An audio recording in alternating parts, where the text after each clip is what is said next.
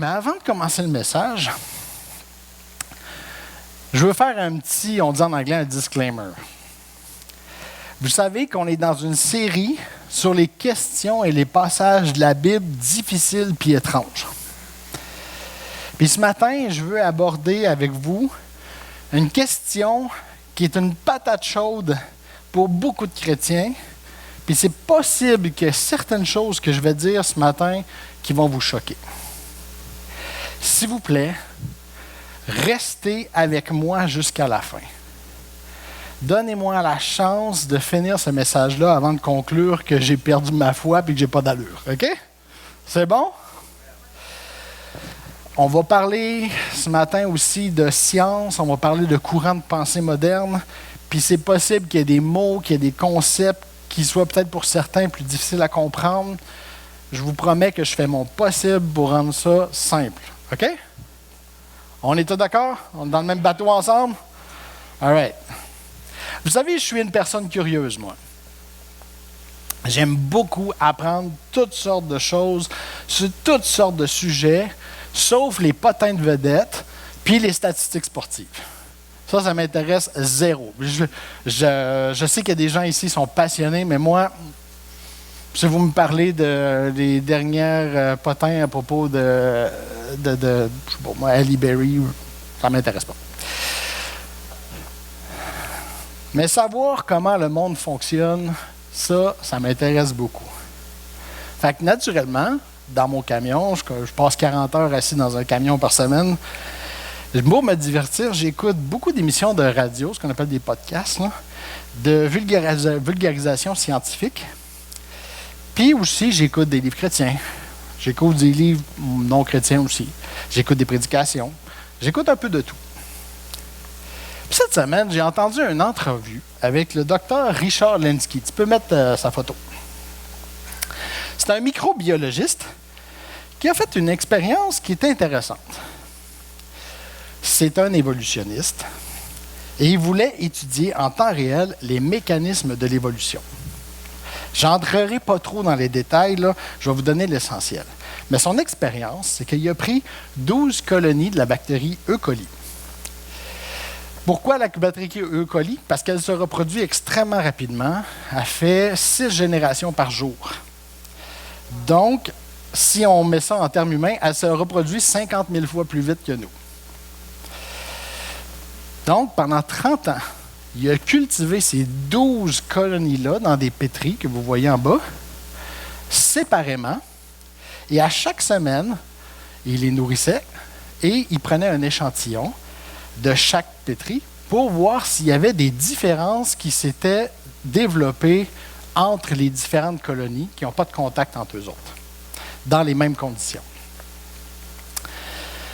Pendant 30 ans, il ne s'est rien passé de significatif. Des petits changements par-ci, par-là, mais rien de drastique, là, comme qu'on voudrait dans la théorie de l'évolution. Donc, il songeait à terminer l'expérience. Mais tout à coup, il y a une des colonies qui s'est mise à se reproduire super rapidement à un rythme, puis à une quantité bien supérieure à ce qui serait possible avec la quantité d'énergie, de sucre qu'ils mettaient dans l'éprouvette. Fait que là, il se demandait qu'est-ce qui se passe. Il ne comprenait pas pourquoi. Fait qu'au début, il pensait qu'il avait raté, que cette connerie-là avait été contaminée. Fait qu'il l'a jeté. Puis il a ressorti, parce qu'il en congelait un échantillon à chaque semaine. Là. Fait qu'il il a décongelé l'échantillon de la semaine passée, puis il l'a remis. Puis 2 semaines après, elle a refait la même chose. Fait que là, qu'est-ce qui se passe? Fait qu'il a étudié. Puis là, il s'est aperçu que cette colonie particulière-là avait soudainement développé la capacité de se nourrir d'un élément du gel sur lequel il pousse qu'il ne pouvait pas avant. Fait que là, j'entends ça, là, ça m'a troublé. Si je le mets à notre échelle de nous, pour que ce soit clair, je vous ai dit que on se reproduit 50 000 fois plus vite que les autres. Là. Mais mettons qu'on prend la salle ici, on divise en 12 groupes, puis on vous envoie dans des îles désertes, boisées, dans le Pacifique, séparément. Puis, à toutes les semaines, on vous drop on vous drop de la nourriture, une quantité de nourriture très précise dans des crêtes en bois pour vous nourrir. Puis on vous laisse là pendant 500 000 ans sans aucun contact avec la civilisation, avec l'extérieur. Puis là, on étudie ce qui se passe. Puis qu'après 50 000 ans, à un moment donné, il y a une des 12 îles, une des populations qui se met à se reproduire plus vite que la quantité de nourriture qui serait possible. Puis on va voir, puis on s'aperçoit que ces gens-là ont commencé à être capables de digérer la caisse en bois. Qu'ils étaient capables de se nourrir de bois, fait que des arbres, tout ça. C'était un peu l'équivalent, fait que là, bactériologique, mettons. Là. Fait que ça m'a troublé. Parce que là, c'était plus juste une théorie, là, c'était les résultats d'une expérience. D'un côté, la Bible me dit dans Genèse 1,24 que la terre produise toutes sortes d'animaux. Animaux domestiques, petites bêtes et animaux sauvages de chaque espèce. Et cela arrive. Ainsi, Dieu fait les différentes espèces d'animaux, les animaux sauvages, les animaux domestiques et les petites bêtes. Et Dieu voit que c'est une bonne chose. Fait que là, ça dit ici que Dieu a créé tous les animaux et les plantes selon leur espèce. Comme si chaque être vivant a été créé fixe dans son espèce et que ça ne peut pas changer. Puis de l'autre côté, j'ai une expérience où on a observé une espèce vivante qui diverge biologiquement de ses semblables pour créer une nouvelle sous-espèce, une nouvelle branche, avec des capacités différentes. Alors, le thème de la série, c'est quoi ça? Qu'est-ce que je fais avec ça? Donc, la question que je veux étudier avec vous un matin, c'est qu'est-ce que je fais en tant que chrétien quand la science semble contredire ma foi? Et on peut poser la question, on veut poser ce matin la question sincèrement, parce que souvent, on fait juste pousser le problème en dessous du tapis, puis on choisit d'ignorer le problème. Parce que ça nous rend mal à l'aise. Mais là, on va lever le tapis, on va brosser la poussière un peu. Là. Et ce matin, je ne vous donnerai pas de réponse définitive à la question de l'évolution puis de la création, mais le sujet va être incontournable. Fait qu'on va en parler. Mais mon but ici, c'est qu'on puisse réfléchir comment réagir à la contradiction apparente, mais je ne vous dirai pas comment penser. Ça va? Premièrement, je veux adresser l'incertitude. Faire face à l'incertitude. Il n'y a personne qui aime vivre dans le doute. Il n'y a personne qui est à l'aise dans l'incertitude puis dans l'instabilité dans ses croyances. On a tous, dans notre esprit, une conception du monde. Puis quand on remet en question notre conception du monde, on est troublé puis on est choqué. On ressent une perte de contrôle. Puis pour retrouver l'équilibre, pour retrouver ce sentiment de contrôle-là sur ma vie, sur mon monde, on va réagir de 3 façons différentes. Et là, je ne parle pas juste des chrétiens, je parle de tous les humains. OK? On va réagir soit par le déni, l'ignorance volontaire ou la curiosité. Le déni. Tu peux revenir à la slide du déni, là. Dans le déni, c'est que pour régler ce conflit interne que ça a créé là, je vais juste rejeter en bloc tout ce qui ne fonctionne pas dans mes croyances. Je vais soit traiter toutes les nouvelles informations comme un mensonge ou une conspiration contre la vérité. Hein, on a vu, là, il y en a, il y a eu une étiquette qui a été donnée, là, surtout pendant la COVID, là, on a dit les conspirationnistes. Mais c'est quoi les conspirationnistes? C'est de dire tout ce qui ne fit pas avec ce que je crois, c'est un mensonge qui est orchestré pour me manipuler. Mais je veux juste vous faire réfléchir, je veux dire, est-ce que tout le monde qui ne pense pas comme moi essaye de me manipuler? Je peux dire, moi, je n'essaye pas tant que ça de manipuler les gens autour de moi, puis je ne peux pas assumer que tous les gens autour de moi essaient de me manipuler. OK? Donc, souvent, ce qu'on va faire, c'est que pour faire fonctionner la nouvelle information qui ne fit pas dans mon système de croyance, je vais me trouver une explication souvent un peu chambranlante, un peu bancale, pour fitter ces nouvelles informations-là dans mon système de croyance. Par exemple, si on compte les généalogies de la Bible, vous prenez toutes les généalogies puis vous les additionnez un en arrière de l'autre, on arrive à un chiffre qui est jusqu'à la création entre 6 000 et 10 000 ans. OK? Ça, c'est ce que beaucoup de chrétiens croient. Bon, la création est arrivée entre 6 000 et 10 000 ans. Mais si je prends les structures géologiques de la Terre, ça nous montre que la Terre, selon la science de la géologie, la Terre aurait autour de 4,5 milliards d'années. Puis l'autre, l'astronomie me dit que je suis capable de voir des étoiles à une distance de 93 milliards d'années-lumière. Ça veut dire, vous savez, la lumière voyage à une vitesse stable et précise. Ça ne varie pas, la vitesse de la lumière. C'est ce qu'on appelle une constante. Je vais prendre un petit verre d'eau, excusez-moi.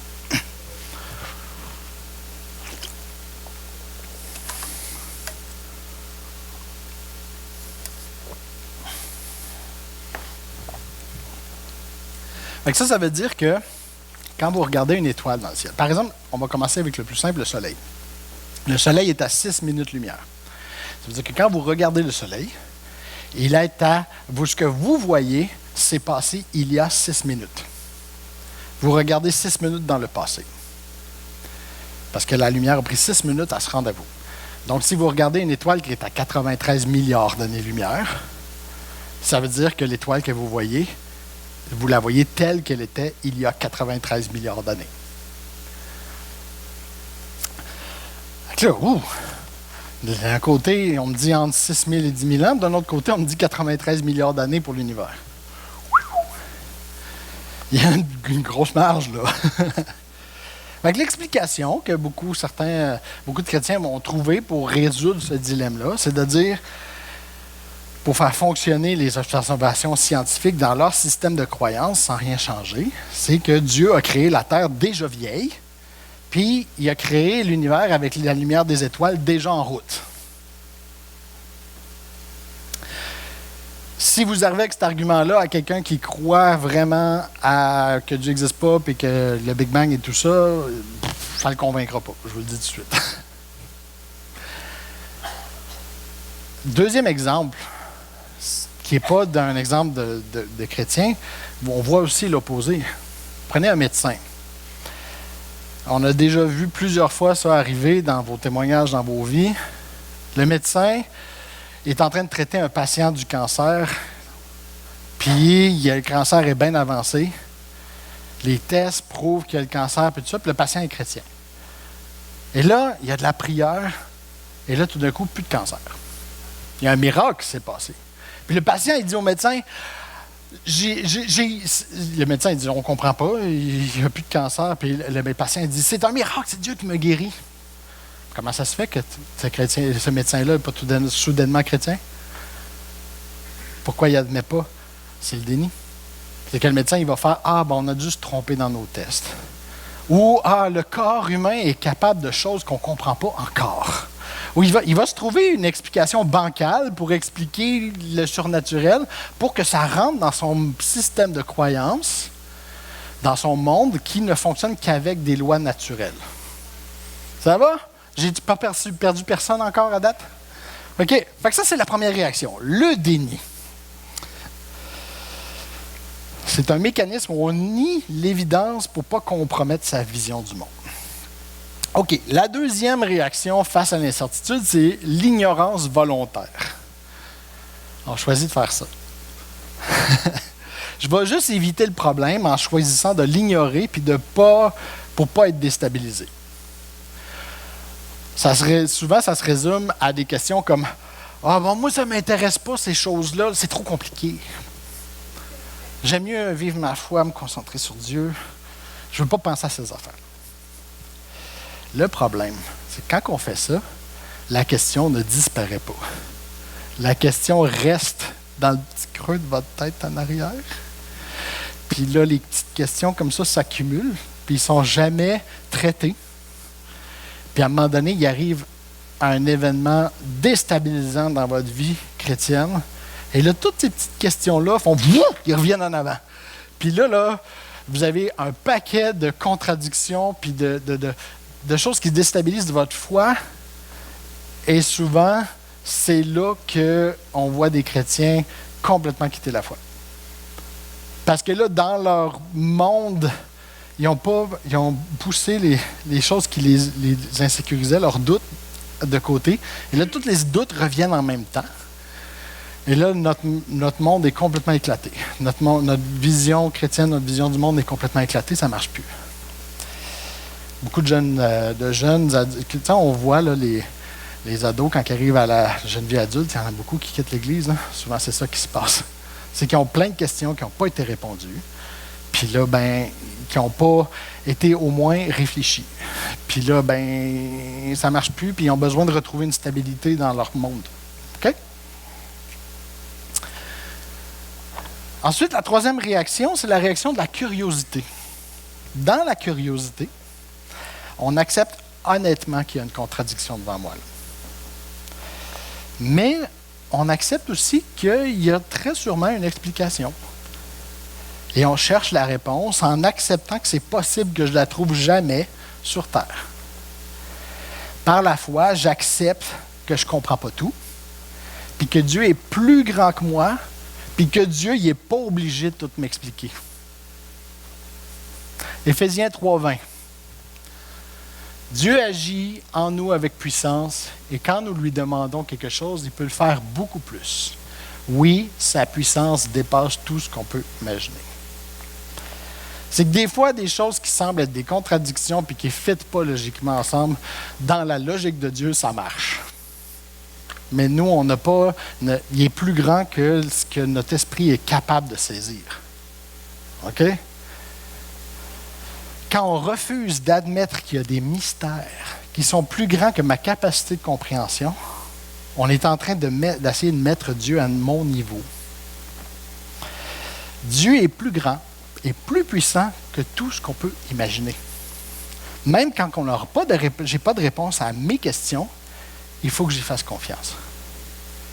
Notre certitude ne devrait pas provenir de notre capacité de comprendre tout, mais de notre foi que Dieu est au contrôle.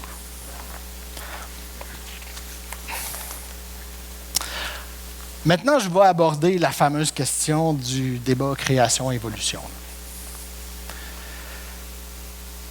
Premièrement, c'est quoi la vraie question derrière la question? La venue de la popularité de la théorie d'évolution a suscité beaucoup de réactions, puis beaucoup de débats entre les croyants et les non-croyants. Les croyants ont commencé à voir la théorie de l'évolution comme une menace existentielle à leur foi, puis les non-croyants ont commencé à percevoir les croyants comme des gens aveuglés puis illogiques. Puis là, ce que ça a fait, c'est que le débat s'est polarisé. Au début, quand Charles Darwin est arrivé avec la théorie de l'évolution, il n'y avait pas de chrétiens qui se sentaient menacés par ça, étonnamment. Mais le débat s'est polarisé. Chacun s'est retranché dans son camp. Puis là, on a l'impression qu'il y a juste deux positions possibles.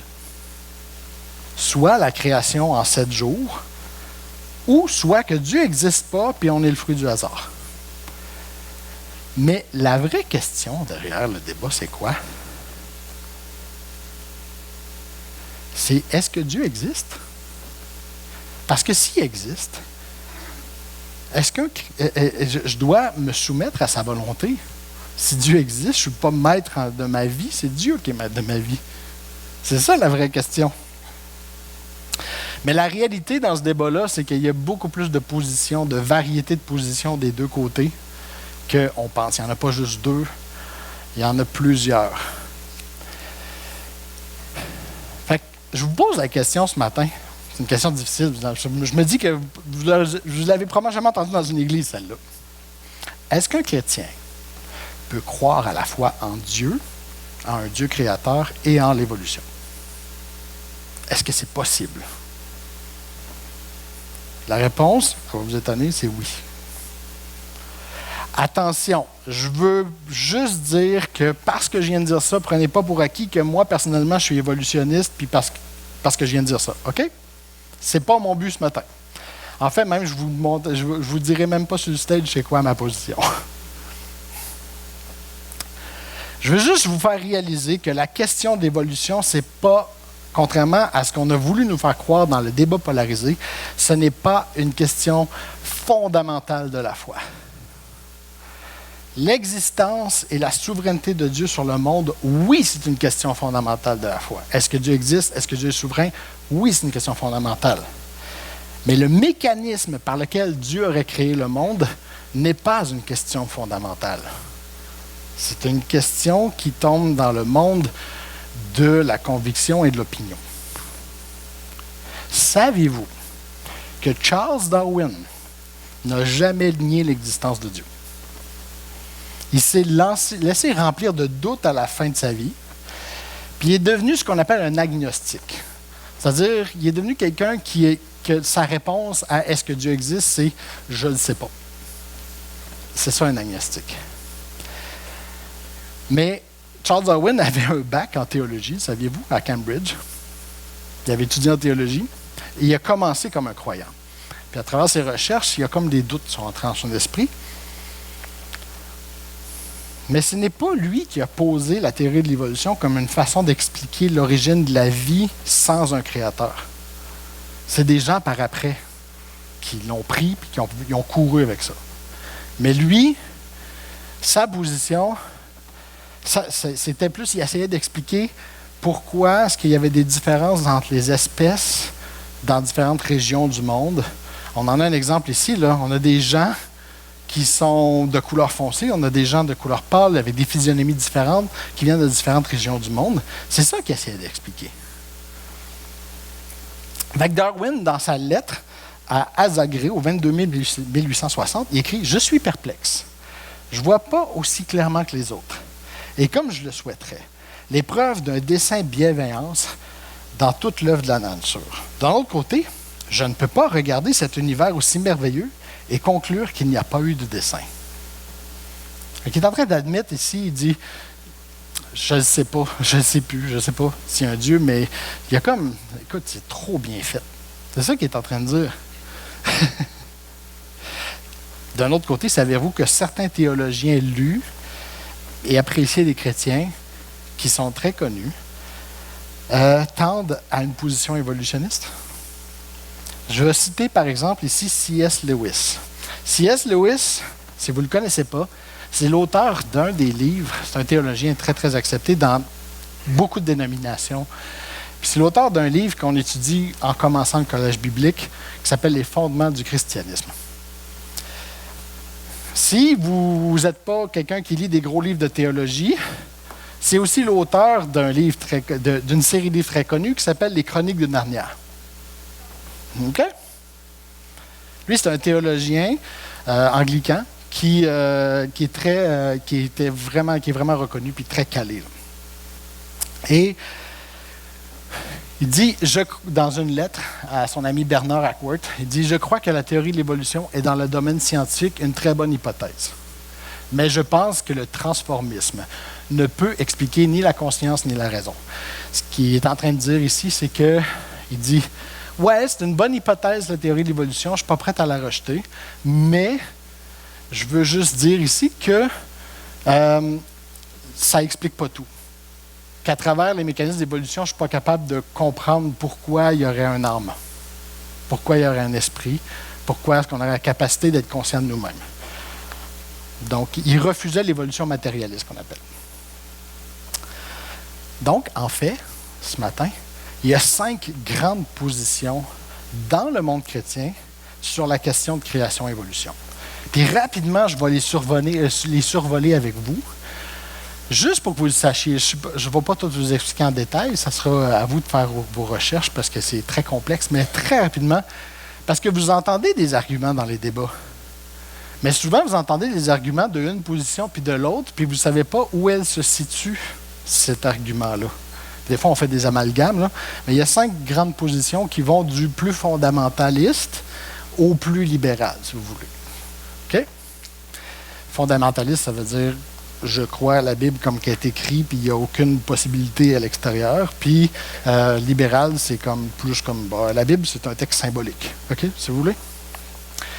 Donc, première position, le créationnisme jeune terre. Dieu a créé le monde et toutes les espèces en 6 jours de 24 heures. La Terre a entre 6 000 et 10 000 ans, selon les généalogies de la Bible. Donc, ici, dans cette position-là, le texte de la Bible est pris de façon littérale. Il n'y a pas d'interprétation un peu plus funky possible. C'est comme ça.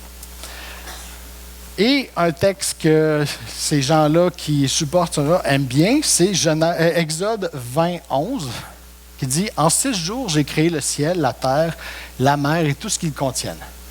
Mais le 7e jour, je me suis reposé. C'est pourquoi, moi, le Seigneur, j'ai béni le jour du sabbat. Ce jour est réservé pour moi. » La deuxième position, c'est le créationnisme vieille terre. Dans cette position-là, on croit encore que Dieu a créé le monde, tel qu'il est aujourd'hui. Mais les jours de création de la Genèse sont vus comme des longues périodes, des étapes de la création.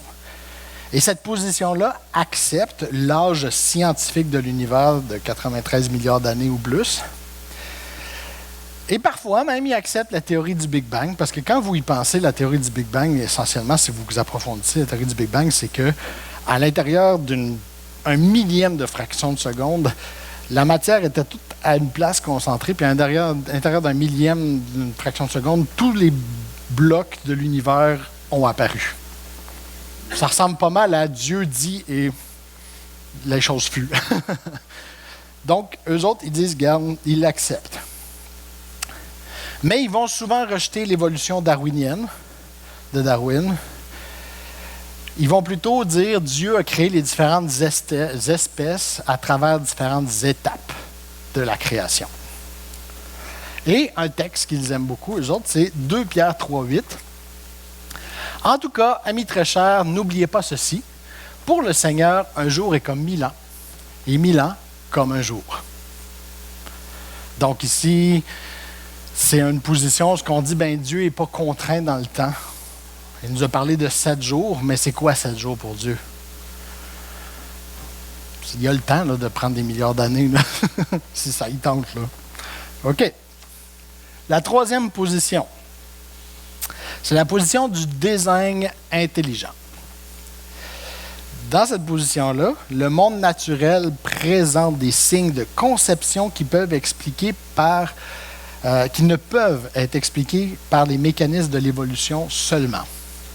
Cette position ne nie pas forcément l'évolution ou le Big Bang, mais insiste sur une intelligence à l'origine de la complexité de la vie. Ils vont insister sur un architecte, l'architecte étant Dieu. Et c'est dans cette position-là que notre ami C.S. Lewis se trouve, la position du design intelligent. Il dit oui, l'évolution, je suis prêt à l'accepter, mais je ne suis pas prêt à accepter que c'est le hasard. Dieu a démarré l'évolution et l'a contrôlée pour arriver au monde qu'on a aujourd'hui. Ça, c'est sa position. Romains, eux autres, ils aiment le texte de Romains 1,20. La puissance sans limite de Dieu et ce qu'il est lui-même sont des réalités qu'on ne voit pas. Mais depuis la création du monde, l'intelligence peut les connaître à travers ce qu'il a fait. Les êtres humains sont donc sans excuse. C'est un des textes qu'ils vont citer pour supporter leur façon de penser. La 4e position, là, je vous rappelle, on s'en va de plus en plus vers des positions qui sont pas farfelues. C'est des positions qui sont bien expliquées, mais qui sont plus symboliques. OK? Le théisme évolutionniste. Puis c'est tous des chrétiens, là. Tous des gens qui croient en Dieu, puis qui croient que Jésus est mort sur la croix pour leurs péchés, et tout ça, et qui sont sauvés. Okay? Qui pensent comme ça. Dieu a créé la vie à travers les lois naturelles, y compris l'évolution. La Genèse est vue comme le récit symbolique exprimant des vérités spirituelles. Cette position accepte la science moderne et affirme que Dieu est l'auteur de tout processus évolutif. Essentiellement, ce qu'il dit, c'est que Dieu a placé tous les blocs en place au départ. Il a mis toutes les conditions nécessaires pour que le processus qui va emmener le monde commence. Puis après ça, il a laissé aller là. Il a laissé aller les processus naturels en sachant très bien, parce que Dieu est omniscient, il connaît tout, en sachant très bien où est-ce que ça allait mener. C'est un peu comme si tu fais la recette, puis tu le mets dans le four, puis tu sais très bien que ça va donner un gâteau. Mais tu n'es pas là en train de gérer le gâteau. Là. Le gâteau, il se fait, tu as juste mis les ingrédients ensemble. Il se fait dans le four. Et eux, ils aiment le texte de Jean 1, 1 à 3. Au commencement, la parole existait déjà. La parole était avec Dieu, la parole était Dieu. Au commencement, la parole était avec Dieu. Par elle, Dieu a fait toutes choses et n'a rien fait sans elle. Et finalement, la dernière position, qui est la plus symbolique, c'est le symbolisme théologique. Dans cette position-là, on regarde plus à l'objectif de la Bible qu'aux données ou aux informations. C'est qu'on dit que la Genèse, c'est un mythe théologique pour son époque, ou symbolique, qui enseigne des vérités sur l'humanité et notre relation avec Dieu. Ce qui est vrai. En passant, pas l'affaire du mythe, mais le fait que la Bible, le but de la Bible, c'est pas de nous donner toutes les informations qui nous intéressent. C'est pas le but. Le but de la Bible, c'est de nous enseigner comment rentrer en relation avec Dieu. That's it. Il faut toujours lire la Bible en se rappelant dans le contexte que tous les textes pointent vers une seule chose: comment connaître Christ et rentrer en relation avec Dieu à travers son sacrifice à la foi. Croire. Toute la Bible, c'est dans cette ligne-là. Si tu prends un texte et tu élabores quelque chose qui est complètement en dehors, ben tu es en dehors du but de la Bible. Là. OK? Fait que dans le fond, c'est vrai, ça. Fait que, cette position-là va accepter la science moderne comme un cadre physique de l'univers qui est distinct du message spirituel. Fait que dans le fond, ils disent il y a la science d'un côté, il y a la Bible de l'autre. Ils n'ont pas le même objectif. Donc, il n'y a pas de contradiction ici. Là. Fait que la Bible, c'est un message spirituel qui nous enseigne à être en relation avec Dieu et les hommes, mais n'offre aucune information pertinente sur l'origine de la vie, sauf qu'elle émane de Dieu. Donc, ça, c'est la 5e position. Fait que, encore une fois, je veux juste rappeler que ne faut pas assumer que moi, personnellement, j'adopte une ou l'autre des positions. Là, ici, là, je suis juste en train de vous les détailler. OK? J'ai mon opinion, mais volontairement, je ne vous le dirai pas ce matin. On en parlera après. Mais je veux faire un point aujourd'hui. Mon point, c'est que ce fameux débat ne mérite peut-être pas toute l'importance qu'on lui a donnée. Ce débat-là tombe dans la catégorie des convictions personnelles. Tu peux être évolutionniste puis avoir une foi vivante pareille. C'est intéressant d'en parler pour s'édifier les uns les autres, pour développer notre pensée, mais ça ne vaut pas la peine de se diviser là-dessus. Ça ne vaut pas la peine d'envoyer un autre croyant en enfer parce qu'il ne pense pas comme moi. Puis quand on en parle avec des non-chrétiens, c'est souvent un piège. C'est un piège d'une argumentation vide, sans fin.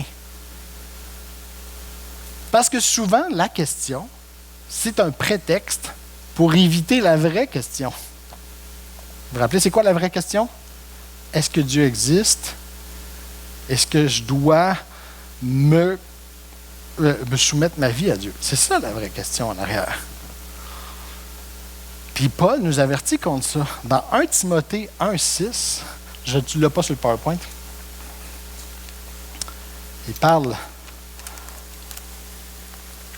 à Timothée, puis il dit « Certains ont quitté ce chemin et ils se sont perdus dans des discussions qui ne mènent à rien. » Rentrer dans des discussions interminables qui ne mènent pas à Jésus, ça ne sert à rien. Ça ne sert à rien. Alors, selon vous, En tant que chrétien, qu'est-ce que je devrais faire quand une découverte scientifique semble contredire ma foi? Moi, ce que je vous dirais, un processus que vous pouvez faire pour vous aider à rétablir l'équilibre qui a été déstabilisé dans votre foi, là, c'est premièrement faire la distinction entre ce qui est objectif et ce qui est de l'opinion. Vous savez, les scientifiques ont des opinions qui transparaissent dans leurs conclusions.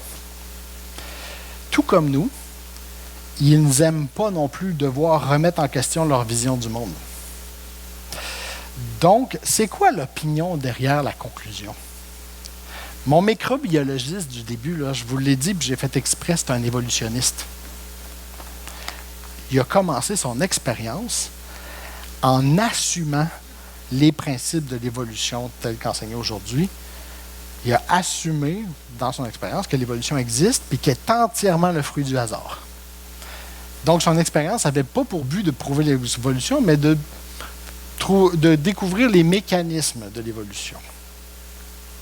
Mais sa conclusion a reflété son opinion. Il y a un prix pour acquis là, dans la conclusion ici. Là. Mais les résultats de son expérience, on aurait pu les expliquer différemment. On aurait pu les expliquer. On le sait que des virus et des bactéries, ça diverge. Là. Prenez pendant la COVID, là, tous les numéros de COVID qui ont passé un en arrière de l'autre, là, c'était toutes des mutations du virus. On le sait que ça mute. Mais est-ce que ça explique qu'un poisson peut devenir une vache? Ça dépend à quelle échelle tu l'interprètes. OK? Il y a une opinion en arrière.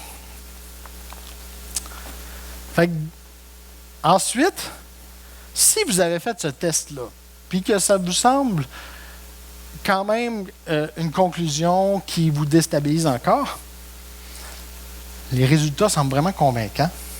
Acceptez la possibilité que je n'ai pas tout compris et soyez curieux. Essayez de voir, y a-t-il d'autres personnes qui ont réfléchi à cette question-là? C'est quoi leur conclusion? Faites des recherches. Souvent, les gens ne font pas cette étape-là parce que ça demande des efforts. On préfère juste enterrer le problème et pas y penser. C'est plus facile. Mais soyez curieux. Essayez de trouver une explication en faisant des recherches. Peut-être parlez-en à des amis. Peut-être qu'eux autres ils ont entendu d'autres choses. N'ayez pas peur de la question. Là. Puis finalement, si après cette étape-là, vous n'avez pas encore trouvé d'explication, c'est correct. Est-ce pas ta foi en Dieu est ébranlée par ça? Parce que quand Thomas a mis ses doigts dans les trous des mains de Jésus, là, Jésus a dit, « Tu crois parce que tu m'as vu? Ils sont heureux, ceux qui n'ont pas vu et qui croient. » La foi ne vient pas de ce que l'on voit ou on comprend. La foi, c'est de croire en Dieu malgré qu'on n'a pas tout compris et tout vu. Dieu n'a pas tout répondu à toutes les questions. Puis c'est correct parce qu'il voulait laisser de la place à la foi. Vous savez, Priscille l'a bien expliqué là, il y a 2 semaines, quand elle a parlé du doute. Elle a parlé des contradictions apparentes dans la Bible. Là. Moi, je vous parle d'une autre type de contradiction, mais ça peut provoquer du doute. Puis Dieu n'a pas de problème avec nos doutes. Il n'a pas de problème avec nos questionnements. Mais si on ne travaille pas ces doutes-là, si on ne cherche pas à connaître la vérité, ces doutes-là peuvent éventuellement se transformer en... C'est quoi le terme qu'elle avait utilisé? Pas en conviction, mais en... En tout cas, tu peux finir par choisir de rejeter Dieu. Place tes doutes honnêtement devant Dieu, puis fais-lui confiance malgré tout. Puis comme ma mère disait, Janine Tardif, c'est ma mère, quand j'étais petit et que je lui posais des questions difficiles, je lui dis, je suis quelqu'un de curieux. Elle disait, tu demanderas à Jésus quand tu seras au ciel. Les réponses existent, mais des fois, il va peut-être falloir être patient et humble puis accepter que je ne les aurai pas tout de suite. Fait que mon appel ce matin, ça ne sera pas un appel en avant. C'était pas mal un enseignement ce matin, mais j'espère que ça vous a éclairé. Mon appel ce matin, ça va être de rester au pique-nique puis d'en faire une belle discussion constructive puis respectueuse autour de la table. Vous avez le droit de ne pas être d'accord. Parce qu'au fond, c'est Dieu qui les connaît toutes les réponses.